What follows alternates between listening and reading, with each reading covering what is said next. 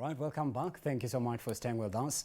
There's a hashtag Y in the morning now. This segment is all about matters entrepreneurship, and our guest today is literally a jack of all trades. She's gone ahead and is trying to juggle between being an entrepreneur, a journalist by profession, and again also running a very incredible fashion house. She's also a former beauty queen, but she'll tell us how she actually got into that journey. And of course, with the government being passionate about supporting the youth into getting into matters entrepreneurship, how is she able to incorporate her professional side of being a journalist and then becoming an entrepreneur and having all of those things just magically happen for her in one single spectrum in this lifetime, especially right here in Nairobi? She definitely has an incredible story. And ladies and gentlemen, I'm going to be conversing with Anastacia Mwiathi. She's a student as well, an entrepreneur at the University of Nairobi. Great to meet you, Anastacia. Nice to meet you too. Karibu sana. Maybe let's get to start off with maybe what is a typical day in your life? Because being a journalist, in fact, a journalism student, an entrepreneur, and a beauty queen, it requires a little bit of, I'd say, grit, and just being, it's like you're omnipresent in all these three things that you do. Take us through that. I would like to first say it's not easy being a student, an entrepreneur, and also a beauty queen, like you just mentioned. It's like a superpower. I tend to think it's like a superpower for me. In a typical day, I just wake up very early in the morning because my business is still young. I do the fabric sourcing. I have a team, yes, of tailors, but as well, I have to do the fabric sourcing. I also have to attend my classes. And also, I have to make sure that the clothes that are being done are made perfectly. So I usually do not sew a lot, but I am there to oversee, like to oversee what is going on. The production and the activities. Yes. So my day is quite busy because, for instance, if I have a class at 10 a.m., I'm gonna have to wake up very early, and then I pack orders that I need to dispatch if they are there, and then I go to school. And then after school, again, I go fabric sourcing if need be. And then I go back to the production house and I see how things are going. Wow, that's quite a busy day. And where's the production house based? We are based in Riru. So Kimbo. It's outside the CBD. Yes. But so I'm also looking at how you transitioning, or let's say commuting to Kiambu Road and then back to town, CBD. I don't know if your classes are mainly centered right here at the University of Nairobi. Yes. Because you're also a student here pursuing journalism. Yes, my classes are physical. So how do you commute from Kiambu Road to Matatu? And then being able to do your business still and being a journalist. Yes. Right. I really work so hard. And so smart as well. Incredible. Maybe tell us as well how you became a beauty queen and what inspired you to take into the journey of being in the world of fashion, and now you're an entrepreneur. Fashion has always been in me. I started modeling when I first joined campus. 1.1, I started my pageantry. Yes, first year semester. And I remember I contested for Miss University of Nairobi that year. Wow, and I didn't place, I didn't win. But then I did not give up. I continued trying, pushing, practicing my catwalk, my speech, like literally everything. And I would say what inspired me to be a beauty queen is to inspire the girls that look up to me. Because I know a lot of girls look at what I do and they're just like, I love your confidence. I admire your confidence. I want to be you someday. So I literally just do that to make sure that when a younger person than me sees me do it, then she knows she can do it too. Absolutely. So initially, before, did you always envision yourself being in the fashion industry, or being on magazines, were there people that you'd look at and you'd admire them being covered maybe in the digital media? You see somebody on billboard. Even for us in media, there's always that talk show host who's the best and you want to be like them. Maybe were there people that you looked up to, or even the former Mr. and Miss as well, that you'd say when you look at their journey and just the way they conduct themselves and their personality, you really admired to be in that space, and maybe it's also took part in inspiring you and pushing you towards being a beauty queen? Honestly, I didn't know. I didn't know I would be a beauty queen. Really? Yes, so I did not know. There was never anyone you ever looked into? Yeah. No, when I was in high school, I used to be the smallest in the room. Oh, you're the tiniest. Yeah. Like a tiny little girl over there. Exactly. Okay. So girls would just be like, you're so tiny, you could be a model. They would just say that to me, but it never stuck with me, because when I was in high school, I used to be this bookworm. Yes, I used to study so much. I was a bright student. I wanted to be a doctor because I could get the grades. You ended up being a journalist. Engineer. You'll tell us what happened. I know. Okay. So I was just like, this was not something I truly envisioned. But when I got to campus, and then you see, when you finish high school, especially, you come to Nairobi, now you get to see the real world, you get to see things, and then I could start watching Miss World, I could start watching Miss Universe, and I'm just like, that should be me, that should be me right there. And so that's how it started. I got inspired, and then I now started my first pageant. So the first, I don't know, do you guys call it beauty pageants, competitions, or, because I believe before you start, at least you usually attempt, even for us journalists, the best radio shows you ever host are in the bathroom and in the house and in the mirror, you know. So for you, did you like do like a own little practice behind the scenes, and by the time you got there, you ate it and finessed it? Yeah, a lot, like a lot. I even right now, I can just stand in front of a mirror and just give myself advice. I just catwalk. I do a lot of practice. So talk to us as well about the competitions. So did you finally end up being a Miss Uni for your campus? Yes. Okay, please tell us, and when was that, and how was it, and what's the story? It happened after I've tried like 3 times. That time is a charm. First time, what happened when you tried? When I was in 1.1, I didn't know anything. I didn't know catwalk. I was not so confident. You are naive, so to say. You give me the microphone, I'm shaking. You know. But eventually it got better. So the first time built you. The second time? The second time I didn't win as well. And I was just like, should I just leave it? Right. And what are your friends telling you the first time, the second? Most of them discourage you. They're like, you don't get tired, Kwani, you don't get tired. But then you cannot get tired chasing what you want and doing what you love. So this is something that I know. Wanted, and you know, and it's now working. Yes. Now the time you got crowned, what competitions were they, and what year did you now get to be Miss Nairobi? Miss University of Nairobi in 2024. Around November. I think it was November 22nd. And then my life changed on that day. Because now a spotlight has been shined on you. You're now a star. You're now a star. And that is when my social media, I started being seen. People started seeing the talent that I have. And it's been beautiful since. I have grown so much. I have become so confident, because when you're in that space, you're forced to be confident. Whether you're confident or not, people have seen that you deserve this, and they've seen that you can lead them. Now it's your turn to be a leader. You don't really have a choice when you become a Miss University of Nairobi. And then you know this is the time when you walk around the school, people are looking at you. So even your appearances matter at this time. So you're like a representative of that university. Exactly. So everything changed. It's been. Speaking of everything changing, maybe what were the things that went into you now being considered as the final Miss University of Nairobi. But then my sister is also an alumna of University of Nairobi. Shout out to Shara. Even though she's outside country, she studied geospatial engineering at University of Nairobi. I used to visit Stella Winja, so I know Stella Winja hostels up.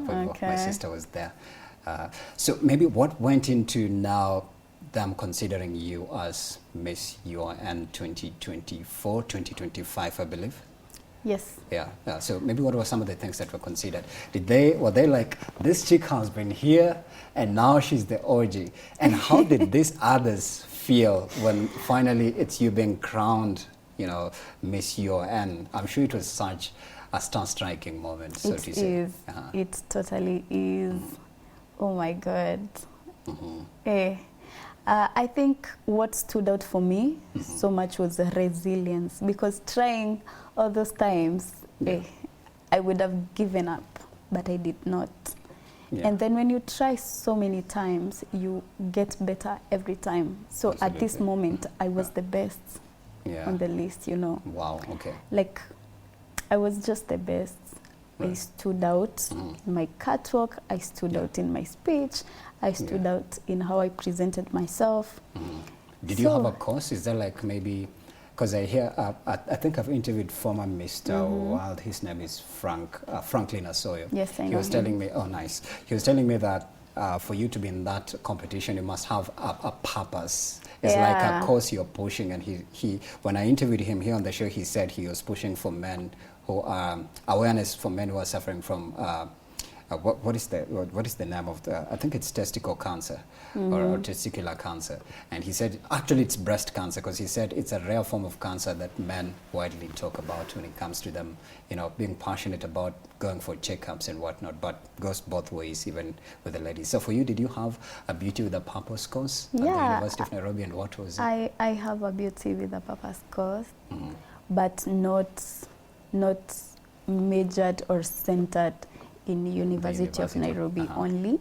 It's, let me just say, it's countrywide, because I come from Laikipia County. Oh, nice. Shout out to Laikipia. Yeah, I come from Laikipia County, and I've been championing for youth empowerment for the longest time. Yes. That is why I actually started a business, so that I can empower young generation, because I am working with young people, and they're vicious, they're ambitious, they're very hardworking.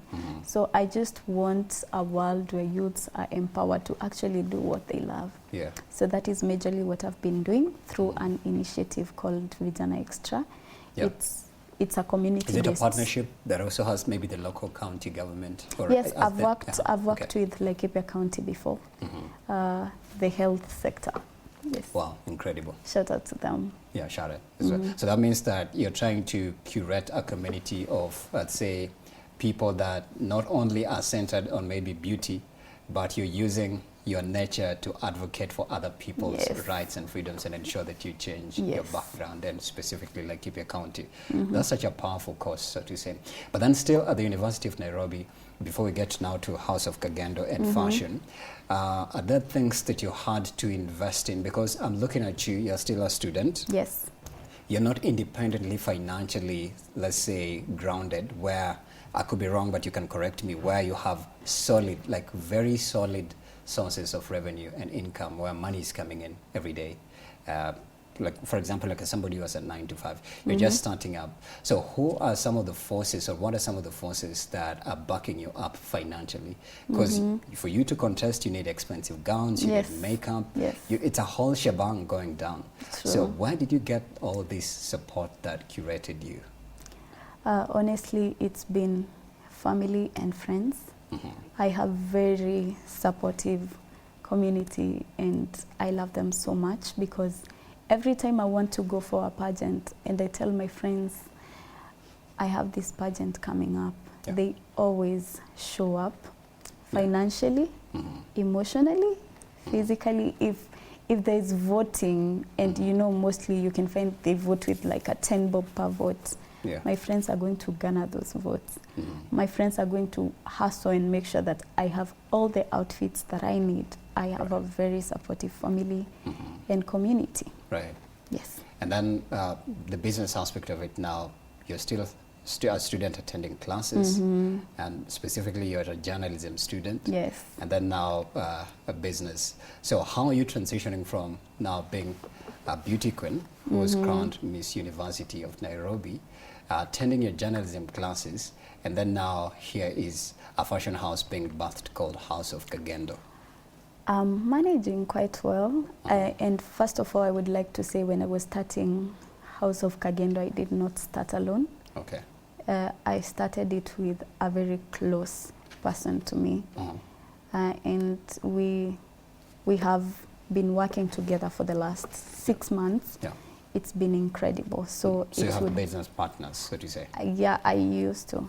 Oh, you used to have business partners? I used to have a business partner. A business partner. Yeah. It's only one. Okay. She's a nice girl. Okay. Very it's beautiful. Good to shout them out and give them credit when it's due. It's good credit. Yeah, for sure. So our partnership just ended this January, at the beginning of the month. Yeah. Reasons why? So maybe? Yes. Why did the partnership come to a close? She is trying out other different things, yeah, or yes, engage in other businesses. Yes. Yeah.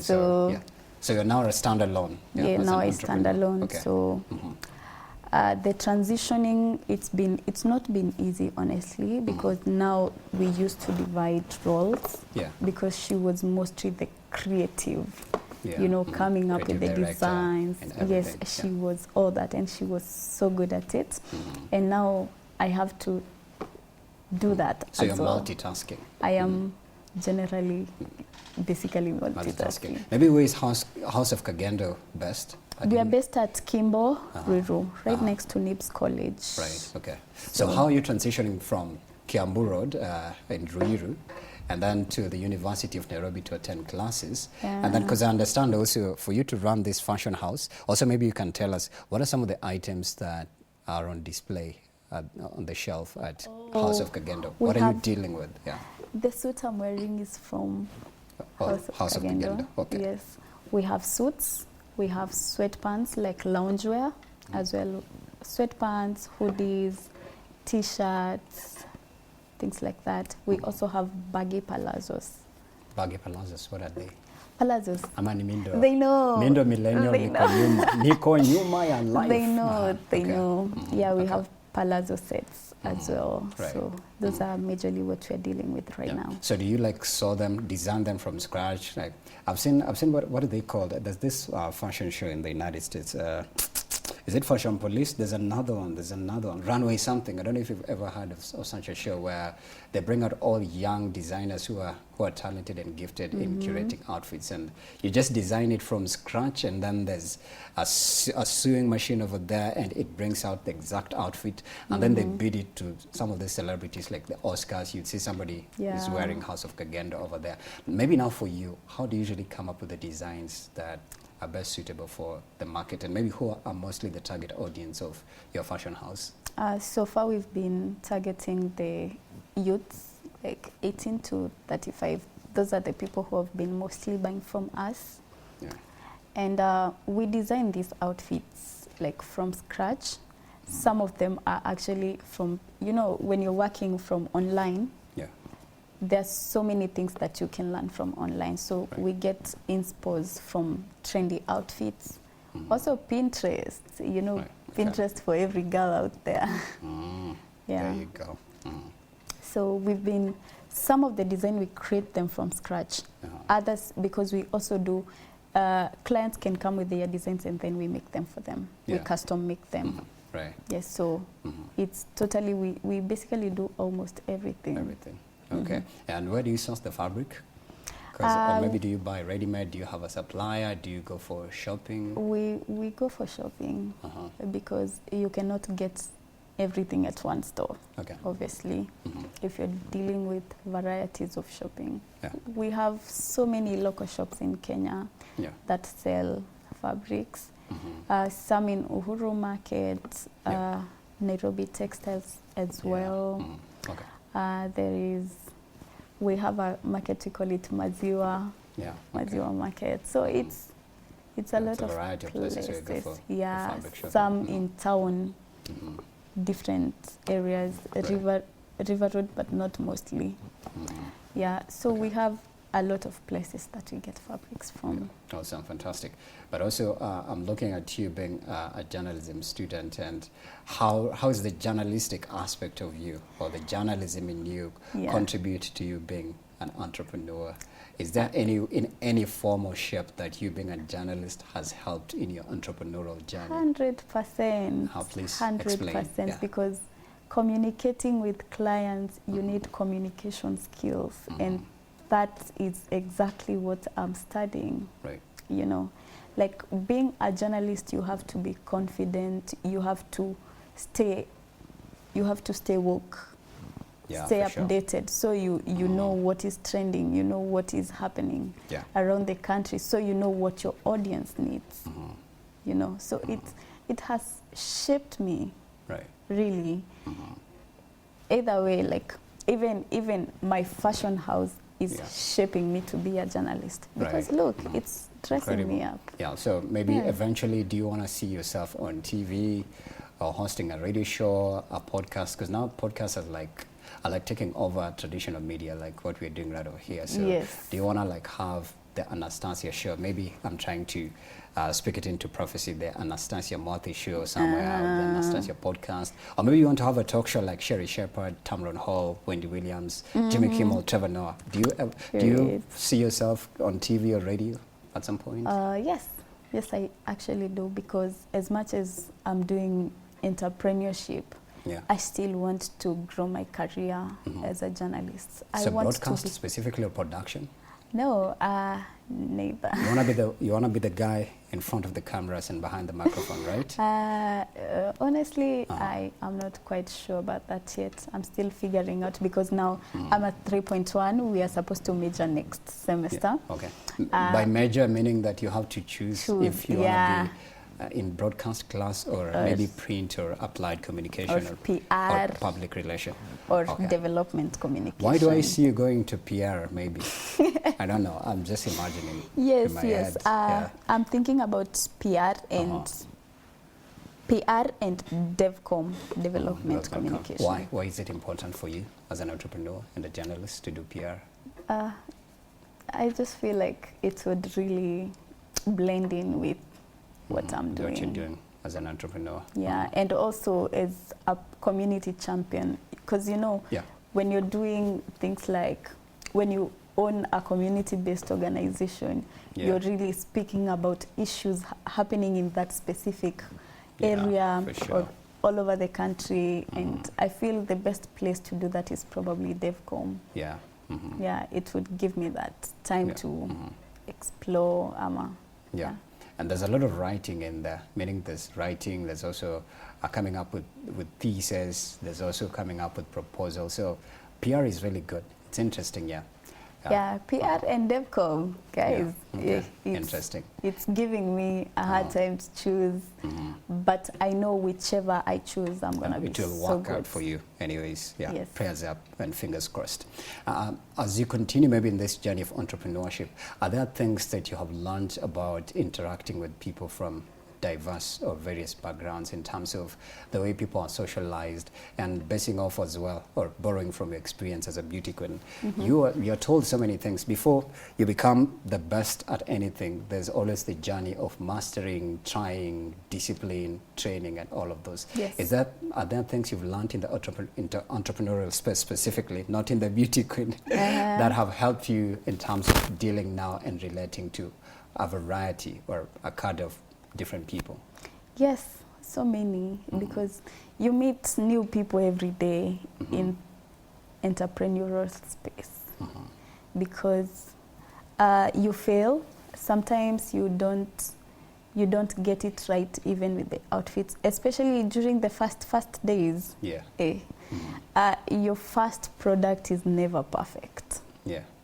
And you have to launch it anyway. You know, people are going to support you, and they're going to help you grow. Because if I compare my first product and the product that I have right now, there's such a big difference. Because I've been learning throughout the period. So mistakes are made. mistakes are made. A lot and to be learned from. Yes, and clients don't take it easily. Yeah.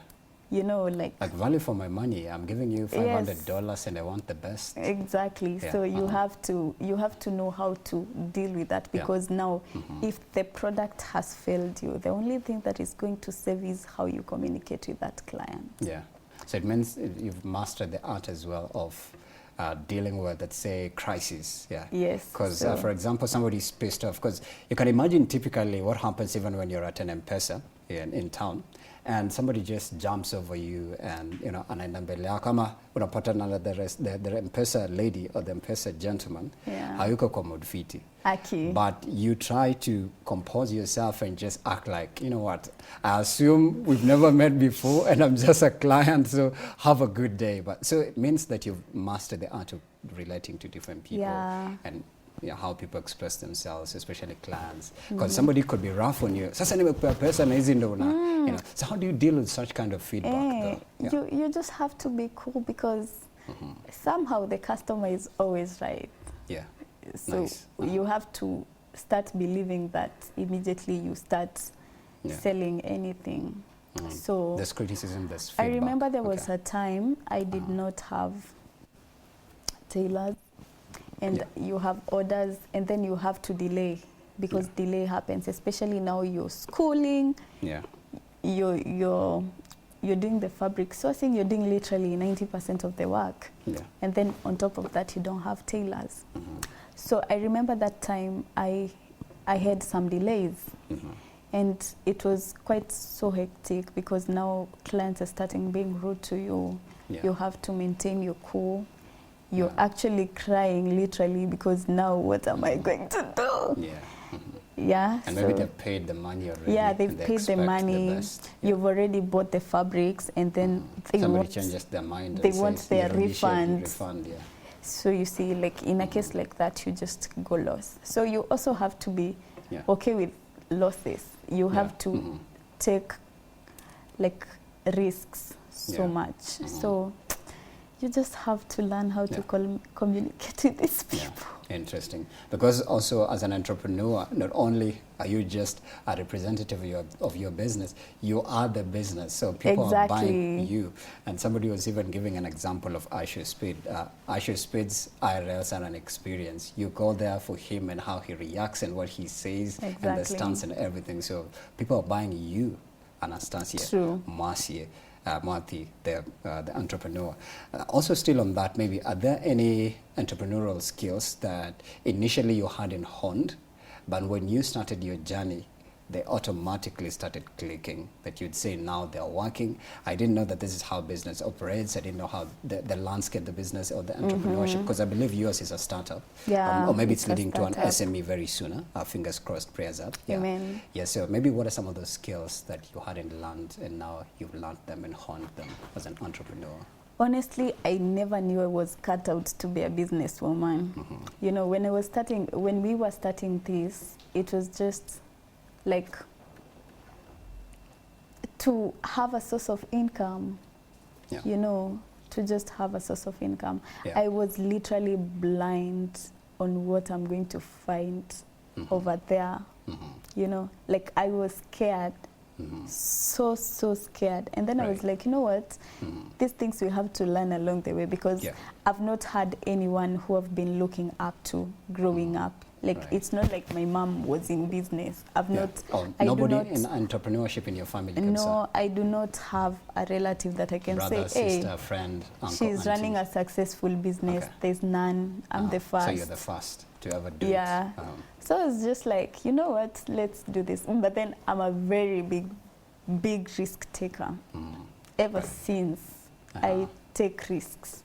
And I go with them, and then I run with those risks until they work. I was just like, wow. We will learn when we. You learn on the job, actually. On the job. Baptism by fire. I didn't have good financial management skills. I have had to learn financial literacy. The hard way. The hard way. Okay, interesting. Like on site. Does that mean now in expenditures and budgeting? Exactly. Even my personal funds. even my personal funds. Yes. Right now, I am quite You're good. Conscious, you'd say. Very conscious of a little too. Yeah, a little too conscious, and that helps you actually to stay afloat. But I don't. Maybe it's not in that stingy way where like you have to spend at least 10K here, and you're like, no, I'm spending 3K. Maybe it's in that entrepreneurial way, right? Yeah, okay. not in the way of kujinyima. Yeah. No. Like responsible budgeting and spending. Yeah. That is one thing I've had to learn. Right. And I think it's usually underplayed or maybe underestimated with a lot of Gen Zs, especially when it comes to financial literacy. Because even on this segment right over here, I think I've hosted thousands since I started working on this segment, thousands of guests who just come to talk about money, money hygiene, money discipline. As an entrepreneur, do you borrow money from a bank to start a business? So maybe for you, what's your mindset now that you're now in the deep end, you're running things are looking good actually, and hopefully they get to be the best. What would you say has been the greatest challenge in your entrepreneurship journey, especially when you first launched? And now that you've grown a little bit, you said it started in July of 2024, 2025? 2025. What has been the greatest challenge that you had to deal with as a starting entrepreneur? But now you'd say, I know better, at least somehow-ish, I know better now. Let's say getting clients. Because you see, when we were starting, you're just working on online space. Yeah. And then there's so many scams online right now, so it will take time for people to actually believe you. You know, people have to see your work. People have to have testimonies, like her outfits are good. I actually bought from her. Referrals as yes, well. Referrals as well. So I would say getting clients was the hardest part when we were beginning, because you could go a week without selling anything, days without selling it, days before you actually get a client. Right.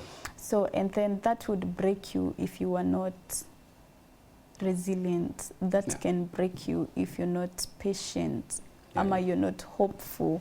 Or you don't have about faith. Where you see yourself with that franchise or that business. Yes. So getting clients was the most challenging part. It still is, because you know, it's only 6 months. Yeah. But then, you know, 6 months is usually the first window for all startups and SMEs. Like when 6 months are done, it's usually like a test drive. Exactly. Yeah. So when 6 months are cool and everything looks clear after the 6th month, then you definitely know how far this business is going to go. So how do you envision it to develop? Do you see it being a big franchise, employing thousands of people in Nairobi?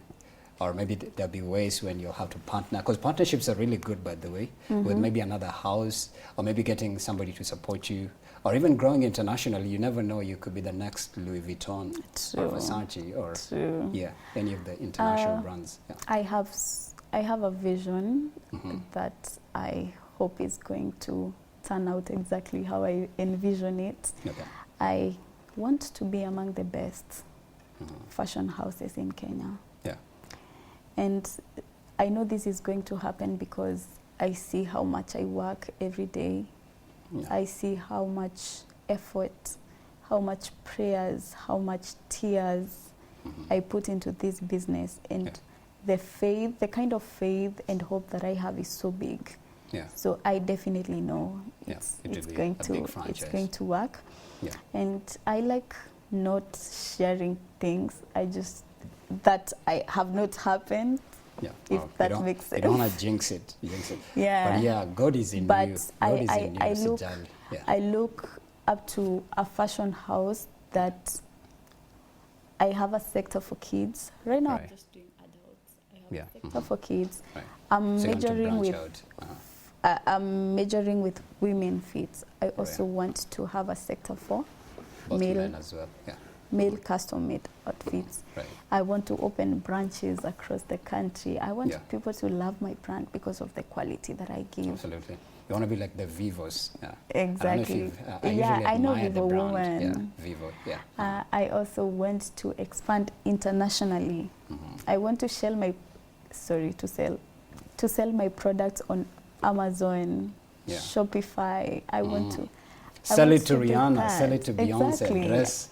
dress Ira Star, Tyler. I mean, that resonate with young people like you who are Exactly. tremendously taking over. And I think I used to watch a certain program on CNN. I think it was called CNN African Voices, where they specifically come to young entrepreneurs who are juggling between, you know, their country crisis, or maybe going through just entrepreneurial pitfalls in their country, and then just being resilient. And I believe your story, maybe you could make it. You never know. You have no idea.